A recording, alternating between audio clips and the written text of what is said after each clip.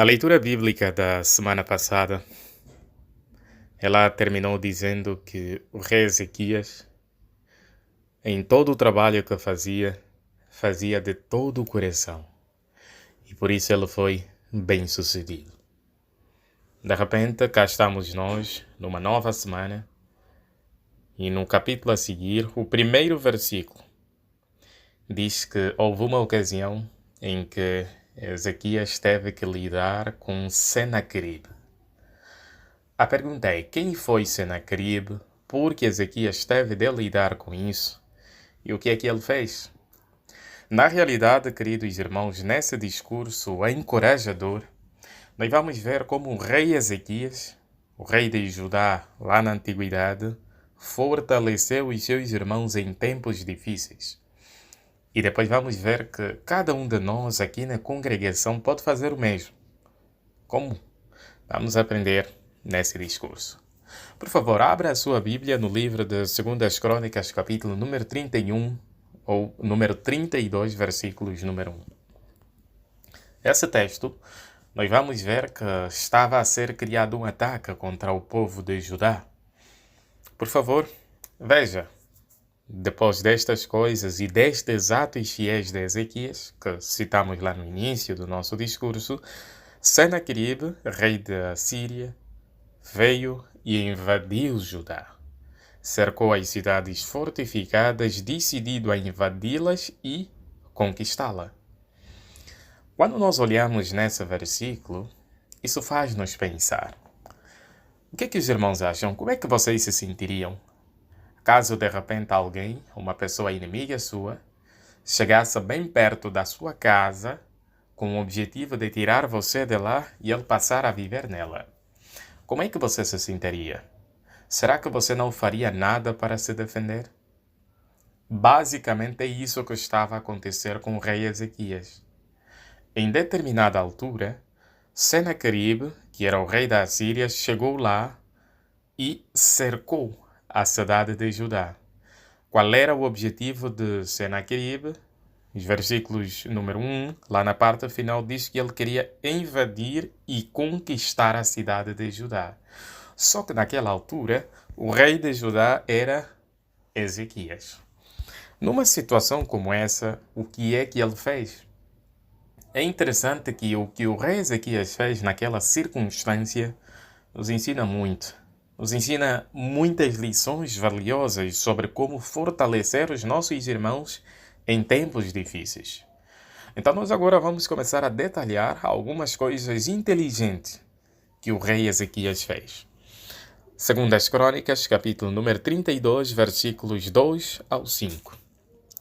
Quando Ezequias viu Senaqueribe veio com a intenção de guerrear contra Jerusalém, ele decidiu, depois de consultar os seus príncipes e os seus guerreiros, bloquear as fontes de água fora da cidade. E eles apanharam. Conseguiram notar o primeiro passo que o rei Ezequias deu? Ele disse, não, vou consultar os príncipes e os guerreiros para ver o que é que eles acham. Como é que nós vamos agir com o objetivo de proteger o povo? Depois disso, ele decidiu que talvez bloquear as fontes de água fosse uma boa estratégia. O versículo número 4 diz o seguinte: foram reunidas muitas pessoas e bloquearam todas as fontes de águas e o ribeiro que fluía por aquela terra, pois disseram: por que é que os reis da Síria deveriam chegar aqui e encontrar uma grande quantidade de água? Mas a pergunta é, queridos irmãos, por que é que essa decisão de Ezequias foi inteligente? Como nós sabemos, a água é um recurso natural, essencial para a vida. E naquela altura, no momento que Senaqueribe estava prestes mesmo a invadir a cidade de Judá, o rei Ezequias fazia um bom trabalho de saneamento. Ele sabia que a água era fundamental para a vida. Então era um bem valioso que nem todas as nações tinham em abundância. Então, se o rei Senaqueribe visse aquilo, talvez ele poderia ter mais motivos ainda para conquistar aquela cidade. Com o objetivo de proteger os seus irmãos, Ezequias tomou essa decisão. E o versículo número 5, queridos irmãos, diz, além disso, além dessa decisão, com determinação, ele reconstruiu toda a muralha que tinha sido derrubada e ergueu torres sobre ela. Fora construiu outra muralha. Também reparou a terra da cidade de Davi e fabricou uma quantidade grande de armas e escudos. Dá para ver, queridos irmãos, que Ezequias era um rei competente. Ele sabia que eliminar o fluxo de água talvez não fosse suficiente. Era necessário que ele preparasse também para batalhar, para proteger o seu povo. Quando ele fez isso, ele só não esqueceu de algo muito importante que nós vamos ver no versículos 6 ao 8. Então, designou chefes militares do povo, reuniu-os na praça do portão da cidade e encorajou-os, dizendo: Sejam corajosos e fortes, não tenham medo nem fiquem apavorados por causa do rei da Assíria e de toda a multidão que está com ele, pois os que estão conosco são mais numerosos do que os que estão com ele. Do lado deles está um braço de carne, mas do nosso lado está Jeová, nosso Deus, para nos ajudar e para travar as nossas batalhas. Qual foi o efeito? E o povo foi fortalecido pelas palavras de Ezequias, rei de Judá. Queridos irmãos, quando nós olhamos para essa situação que Ezequias estava prestes a passar, nós percebemos logo que não era fácil, qualquer um poderia ter medo. Mas Ezequias, ele aproveitou aquela oportunidade não só para proteger o povo, mas ele aproveitou para encorajar o povo, para fortalecer o povo.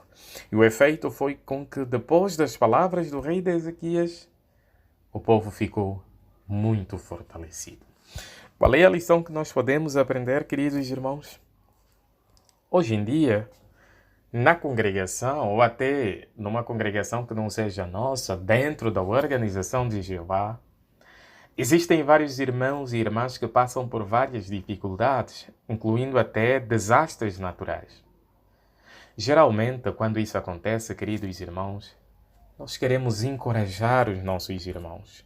Nós queremos fortalecê-los. Nós queremos deixar claro que nós amamos os nossos irmãos e estamos ao lado deles. A imagem no nosso manual de atividade, lá na página 11, mostra isso. Mostra irmãos da ajuda humanitária a trazerem mantimento para uma mãe com a sua filha que passaram por algum tipo de dificuldade. Mas nós conseguimos perceber que é o amor, é o encorajamento que está dentro dessa imagem. Mas agora nós poderíamos nos perguntar: o que é que cada um de nós, de forma individual, está a fazer para fortalecer os irmãos da congregação?